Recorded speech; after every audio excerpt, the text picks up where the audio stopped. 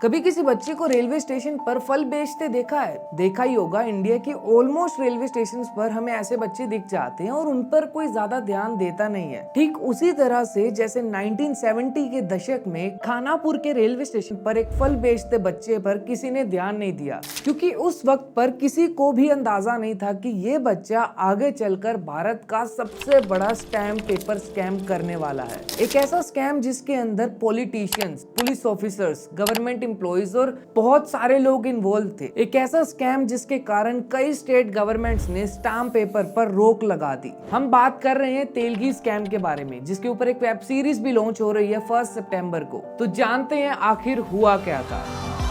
अगर देश की अर्थव्यवस्था कुबेर का खजाना है तो स्टैम्प पेपर उसकी चाबी।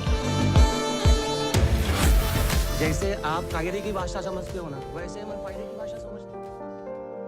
अब्दुल करीम तेलगी, जिनका जन्म हुआ था 29 जुलाई 1961 कर्नाटका के बेलगांव के खानापुर में। बचपन में पिता की मृत्यु होने के कारण तेलगी के ऊपर छोटी उम्र में ही काफी जिम्मेदारियां आ गई थी। वो पढ़ाई के साथ साथ रेलवे स्टेशन पर फल बेचा करते थे। गवर्नमेंट कॉलेज ऑफ कॉमर्स से बीकॉम की डिग्री लेने के बाद उन्होंने कई सारी जॉब करी, कई काम करे, लेकिन कम समय में ज्यादा पैसा कमाने का ये सपना उनका पूरा नहीं हो रहा था और इस सपने को लेकर वो सऊदी अरेबिया चले गए। लेकिन सऊदी अरेबिया में काम करते करते उन्होंने अपने सपने को पूरा करने का रास्ता ढूंढ लिया। उन्होंने देखा कि कैसे कई सारे ट्रैवल एजेंट्स इलीगल तरीके से लोगों को एम्प्लॉयमेंट के लिए मिडिल ईस्ट भेज देते हैं। तो बस मुंबई लौटने के बाद उन्होंने ये रास्ता पकड़ लिया और पूरी तरह से फोर्जरी का काम करने में लग गए।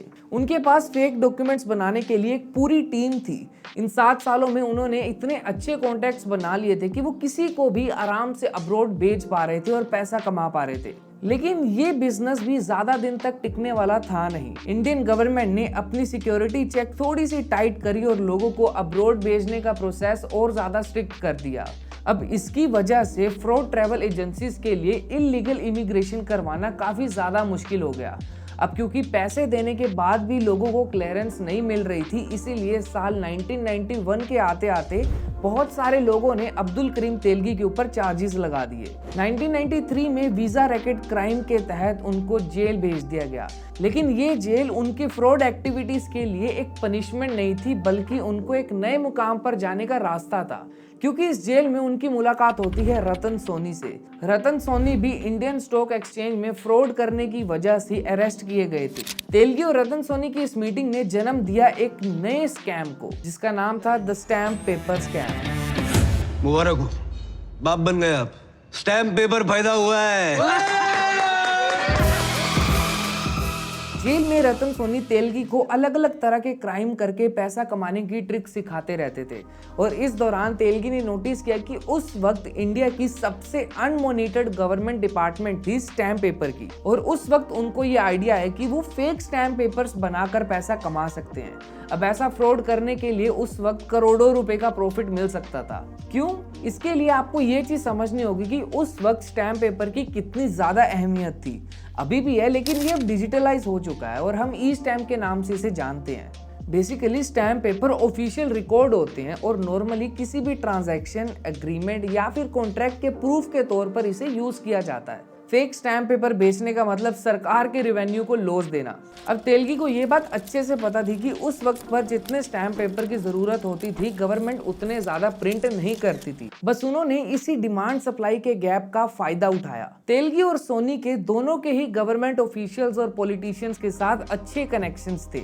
इन्हीं कनेक्शंस को यूज कर तेलगी ने 1994 में मुंबई में एक स्टैम्प पेपर ऑफिस खोला और उसका लाइसेंस ले लिया। और नासिक में इंडियन सिक्योरिटी प्रेस के एक ऑक्शन से उन्होंने सारी स्क्रैप मशीन्स खरीद ली और अपने कनेक्शंस की मदद से उन्होंने डायरेक्टली सिक्योरिटी प्रेस से ही वो सभी रॉ मटेरियल खरीद लिया जो कि एक स्टैम्प पेपर को बनाने के लिए चाहिए होता है। और ऐसा करके उन्होंने गवर्नमेंट ऑफ इंडिया के द्वारा इश्यू होने वाले स्टैम्प पेपर की डिट्टो कॉपी बना दी। अब गवर्नमेंट ऑफ इंडिया अपने स्टैम्प पेपर को डिस्ट्रीब्यूट करने के लिए वेंडर्स को 3% का कमीशन देती है, लेकिन तेलगी वेंडर्स को 20 से 30% का कमीशन देता था, जिसके कारण 350 से भी ज्यादा वेंडर्स डुप्लीकेट स्टैम्प्स को बैंक्स, इंश्योरेंस कंपनीज और कॉर्पोरेट्स में बेचने लग गए। कहा जाता है कि ये स्टैम्प पेपर इतने ज्यादा रियल थे कि वेंडर्स भी कंफ्यूज हो जाते थे कि ये रियल है या ये फेक है। लेकिन धीरे धीरे उन्होंने अपने इस फ्रॉड बिजनेस को इतना ज्यादा फैला लिया कि अब उन्हें स्टैम्प पेपर बेचने के लिए डिमांड और सप्लाई के गैप का वेट नहीं करना पड़ता था, बल्कि वो खुद ही ओरिजिनल स्टैम्प की मार्केट में कमी करवा देते थे ताकि वह अपने स्टैम्प्स को बेच पाएं।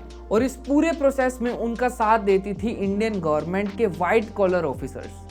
तेलगी ने ये अपना बिजनेस 13 स्टेट्स और 74 सिटीज में फैला दिया और उनके पास उस टाइम पे 170 ऑफिसर्स और 900 से ज्यादा एम्प्लॉइज थे और फ्रॉड करने के लिए उनके पास 120 बैंक अकाउंट थे। लेकिन 2020 में किसी ने पुलिस को फेक स्टैम्प पेपर की इंफॉर्मेशन दे दी और कर्नाटका में तेलगी के कोरियर्स पकड़े गए, जिसके बाद तेलगी का फोन टैप कर लिया गया और पुलिस उनके ऊपर नजर रखने लग गई और फिर फाइनली उन्हें अजमेर जाते हुए पकड़ लिया गया। जून 2003 में बंड गार्डन के एक पुलिस स्टेशन ने तेलगी के ऊपर केस कर दिया, जिसके बाद एक स्पेशल इन्वेस्टिगेशन कमेटी बनाई गई जिसने उनके द्वारा बनाए गए सभी फेक डॉक्यूमेंट्स और स्टैम्प पेपर्स को रिकवर कर लिया।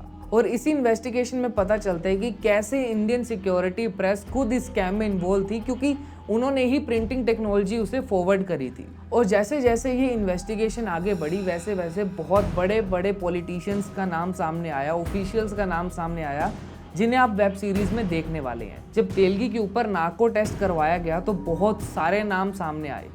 People you have helped. Can I keep it secret? I was politician, Mr. Sharad Pawar, Mr. Bhujbal.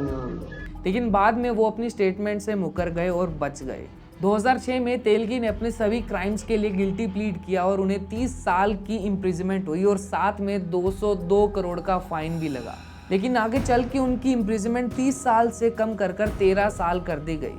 लेकिन इस पनिशमेंट का कोई खास असर दिखाई नहीं दिया, क्योंकि जेल में उन्हें वीवीआईपी ट्रीटमेंट मिलता था, क्योंकि उनके कनेक्शंस बहुत सारे थे। 23 अक्टूबर 2017 को मेनिंजाइटिस के कारण विक्टोरिया हॉस्पिटल बेंगलोर में तेलगी की डेथ हो गई। उन्हें शुरू से काफी सारी बीमारियां थी, जैसे डायबिटीज, हाइपरटेंशन और यहाँ तक कि 2002 में वो HIV पॉजिटिव भी आए थे। स्कैम एक्चुअली इंडियन गवर्नमेंट के लिए एक लेसन था उस टाइम पे कि उन्हें अपने डिपार्टमेंट्स को दोबारा रेगुलेट करने की जरूरत है और अपने सिक्योरिटी को बार बार रीचेक, रीऑर्गेनाइज और भी ज्यादा स्ट्रिक्ट करने की जरूरत है, ताकि इस तरीके के स्कैम फ्यूचर में दोबारा ना हो। ये थी एक तेलगी स्कैम की एक छोटी सी एक्सप्लेनेशन। आशा करता हूँ तुम्हें वीडियो अच्छी लगी हो और बाकी जो मेकर्स मसाला डालेंगे तो वेब सीरीज देखने में मजा तो आएगा ही। मैं आपको मिलूंगा दोबारा किसी और वीडियो में, तब तक के लिए बाय बाय।